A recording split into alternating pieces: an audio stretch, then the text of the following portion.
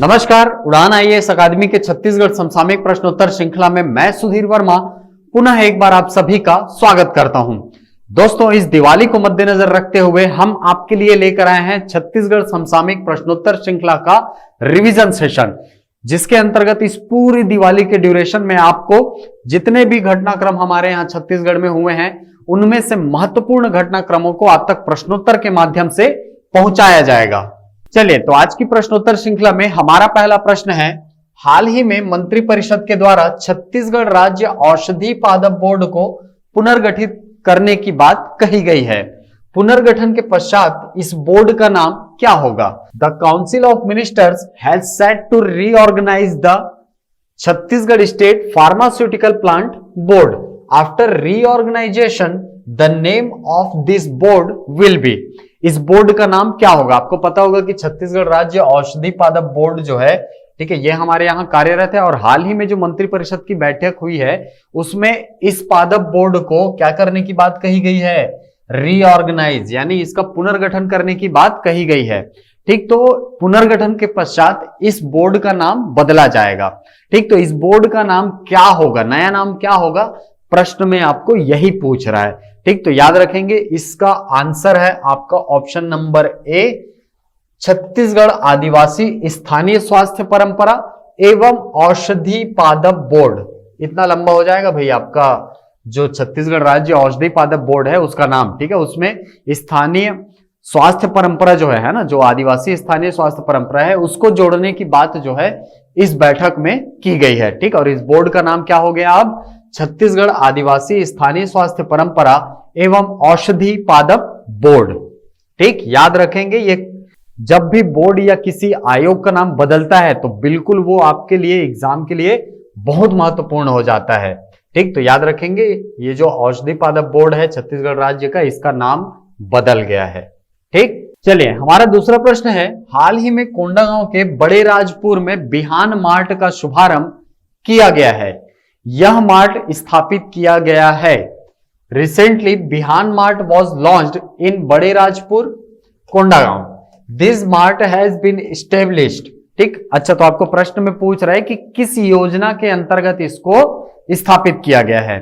ठीक, तो याद रखेंगे ये जो बिहान है इसको ऐसे याद रख सकते हैं, बिहान जो है वो हमारे यहाँ किस नाम से संचालित होता है, या यूं बोले कि कौन सी योजना हमारे छत्तीसगढ़ में बिहान के नाम से संचालित होती है भाई? NRLM, है ना। बहुत बार हमने इसके बारे में चर्चा की है। नेशनल रूरल लाइवलीहुड मिशन जो है वो छत्तीसगढ़ में किस नाम से चलाई जाती है? बिहान मिशन के नाम से। ठीक, तो आपका उत्तर क्या हो जाएगा? ये ऑप्शन नंबर बी, राष्ट्रीय आजीविका मिशन के अंतर्गत। ठीक, ये जो मिशन है वो बेसिकली जो स्वरोजगार है उससे संबंधित है। ठीक है, रोजगार से संबंधित एक मिशन है, राष्ट्रीय आजीविका मिशन। ठीक, तो याद रखेंगे कि जो कोंडागांव में बिहान मार्ट का शुभारंभ हुआ है, ठीक है, इसके अलावा और 2-3 मार्ट है, जैसे कि आपका शबरी एम्पोरियम हो गया। ठीक है, शबरी एम्पोरियम कहाँ खोला गया है भाई? सरगुजा के कमलेश्वरपुर में। इसके अलावा आपका शबरी मार्ट हो गया। ठीक है, शबरी मार्ट कहाँ खोला गया? आपका सुकमा में। ये सारी चीजें जो हैं, ये सारे जो संस्थान खोले गए हैं वो बेसिकली किससे संबंधित है? स्वरोजगार से संबंधित है। ठीक है, और इन सभी का निर्माण लगभग किया गया है किससे? राष्ट्रीय आजीविका मिशन के द्वारा। ठीक, चलिए हमारा अगला प्रश्न है, मरवाही विधानसभा उपनिर्वाचन में कितने मतदाता अपने मताधिकार का प्रयोग करेंगे? ठीक, बेसिकली ये जो प्रश्न है वो 3 नवंबर को भूतकाल में बदल चुका है। ठीक है, क्योंकि 3 नवंबर को मतदान हो चुका है। ठीक, तो चूंकि ये रिवीजन सेशन है तो आपको पता होना चाहिए ये। ठीक, तो इसका आंसर क्या है? 1,90,907 कुल मतदाताओं की संख्या थी वहां पे। ठीक है, कुल जो मतदाता सूची है वहां पर उसमें मतदाताओं की संख्या कितनी थी? 1,90,907। एकदम फैक्चुअल चीज है, आप बिल्कुल याद रखिए इसको। ठीक, और चुनाव कब हुआ? 3 नवंबर को वहां पर चुनाव हो गया है। ठीक, चलिए हमारा अगला प्रश्न है, मुख्यमंत्री श्री भूपेश बघेल ने किस महापुरुष की जयंती पर प्रदेश में धरसा विकास योजना प्रारंभ करने की घोषणा की है? The chief minister Bhupesh Baghel announced the launch of Dharsa Vikas Yojana in the state on birth anniversary of which great personality? ठीक, एकदम सरल सा प्रश्न है, कौन थे भाई? स्वामी आत्मानंद जी। ठीक है, स्वामी आत्मानंद जी की जयंती पर ये जो धरसा विकास योजना है इसकी घोषणा हुई थी और इसको लॉन्च कब किया गया? 1 नवंबर 2020 से। ठीक है, यानी हमारा जो राज्योत्सव का दिन था उस दिन से इस योजना को प्रारंभ कर दिया गया है। ठीक, इस योजना के अंतर्गत क्या किया जाएगा?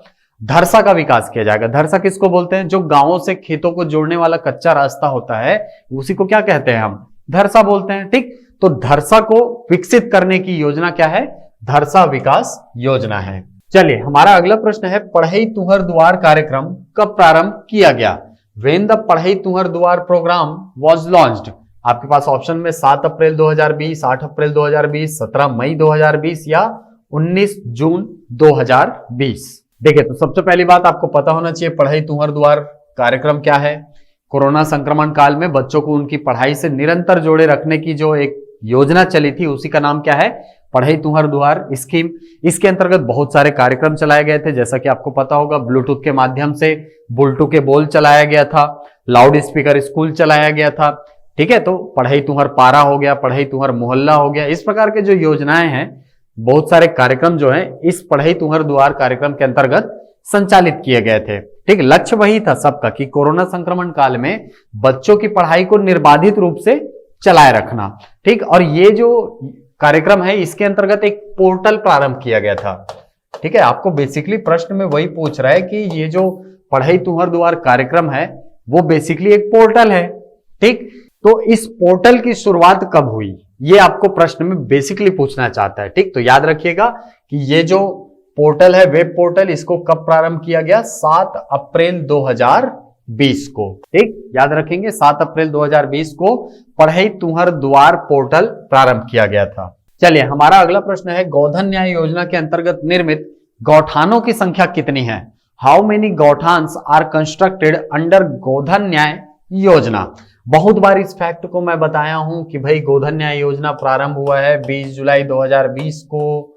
इसके अंतर्गत कुल 5454 गौठान निर्मित किए जाने हैं। ठीक है, जिसका निर्माण अब पूर्ण हो चुका है और इसमें कुल 3247 गौठानों में गोबर की खरीदी प्रारंभ भी हो चुकी है। ठीक, इसके अलावा 1.84 लाख, ठीक है, 1,84,000 किसान जो हैं इससे प्रत्यक्ष रूप से लाभान्वित भी हो रहे हैं। और अगर अक्टूबर 2020 की स्थिति में इस योजना के क्रियान्वयन की बात करें, प्रगति की बात करें, तो कुल 39 करोड़ रुपए की राशि जो है वो जो गोबर विक्रेता है उनके खातों में भेजा जा चुका है। ठीक, तो आपका आंसर यहां पर क्या है? 5454। ठीक, कितने गौठान बन गए हैं भाई? 5454। ठीक है, सारे फैक्ट इस योजना से रिलेटेड आपको एकदम क्लियर होने चाहिए। ठीक, चलिए, हमारा अगला प्रश्न है, ऑरेंज ओक लीफ किसकी प्रजाति है? The orange oak leaf is species of, किसकी प्रजाति है भाई? तोता की है, सारस की है, तितली की या जुगनू की? ठीक, तो इसका आंसर क्या है? तितली की प्रजाति है। ठीक, आपको पता होगा कि जो भोरमदेव अभयारण्य है हम लोग का वो बहुत ज्यादा समृद्ध है तितलियों के मामले में, यानी कि तितली की बहुत सारी प्रजातियां वहां पर पाई जाती है। और हाल ही में जब राष्ट्रीय तितली के संबंध में चुनाव किया गया था, ठीक है, एक वोटिंग कराई गई थी, तो उसमें छत्तीसगढ़ के भी बहुत सारी तितलियों ने भाग लिया था। ठीक है, यही बोले कि बहुत सारी तितलियों को उसमें शामिल किया गया था, जैसे कि आपका ऑरेंज ऑक लीफ हो गया, ठीक है, आपका गोल्डन बटरफ्लाई हो गया, ठीक है, या आपका ब्लू मॉर्मॉन हो गया। ये सब क्या है? तितली की प्रजातियां हैं। ठीक, तो याद रखेंगे ऑरेंज ऑक लीफ किसकी प्रजाति है? तितली की प्रजाति है। चलिए, हमारा अगला प्रश्न है, पंडित रविशंकर शुक्ल सम्मान किस क्षेत्र में दिया जाता है? In which field the Pandit Ravishankar Shukla award is given? आपके पास ऑप्शन में अहिंसा, आंचलिक साहित्य, दानशीलता, सामाजिक, आर्थिक एवं शैक्षणिक क्षेत्रों में किए गए अभिनव प्रयास के लिए। तो इसका आंसर क्या है? ऑप्शन नंबर डी, सामाजिक, आर्थिक एवं शैक्षणिक क्षेत्रों में किए गए अभिनव प्रयास के लिए पंडित रविशंकर शुक्ल सम्मान प्रदान किया जाता है। ठीक, हर वर्ष राज्य अलंकरण के रूप में राज्य स्थापना दिवस के दिन इस पुरस्कार को प्रदान किया जाता है। ठीक, और इस वर्ष की अगर बात करें, वर्ष 2020 की, तो किसको दिया गया? पंडित रमेंद्र नाथ मिश्र जी को। ठीक, याद रखेंगे इस साल के जो पुरस्कार के प्राप्तकर्ता हैं वो बहुत इंपॉर्टेंट होते हैं आपके एग्जाम में। ठीक, चलिए, हमारा अगला प्रश्न है, धरसा विकास योजना का लक्ष्य क्या है? The objective of Dharsa Vikas योजना इज। हमने इसी वीडियो के अंतर्गत देखा है कि धरसा विकास योजना का लक्ष्य क्या है, खेत खलिहानों तक पहुंचने के लिए धरसा के कच्चे रास्तों को पक्का बनाना। ठीक, paving the raw path of Dharsa to reach the agricultural fields. ठीक, तो आपका आंसर क्या हो जाएगा, ऑप्शन नंबर ए। चलिए हमारा अगला प्रश्न है, छत्तीसगढ़ के संस्कृति मंत्री कौन है? ऑप्शन में आपके पास श्री ताम्रध्वज साहू, श्रीमती अनिला भेड़िया, श्री अमरजीत भगत, श्री उमेश पटेल। ठीक, तो आपको पता होगा कि ये जो छत्तीसगढ़ के संस्कृति मंत्री हैं इनका नाम क्या है, श्री अमरजीत भगत। ठीक, आपका आंसर हो जाएगा ऑप्शन नंबर सी। तो आप सभी को धनतेरस की हार्दिक शुभकामनाएं। और ये रहे हमारे आज के समसामयिक प्रश्नोत्तर श्रृंखला के अंतर्गत आज के कुल 10 प्रश्न और उनके आंसर कीज। आशा करता हूं ये वीडियो आपको पसंद आया होगा। यदि ये वीडियो पसंद आए तो इसे लाइक करें, शेयर करें, यूट्यूब पर कमेंट करें और हमसे निरंतर जुड़े रहने के लिए हमारे यूट्यूब चैनल को सब्सक्राइब करना ना भूलें। मिलते हैं अगली कक्षा में कुछ नई जानकारियों के साथ, कुछ नए प्रश्नों के साथ। तब तक के लिए थैंक यू।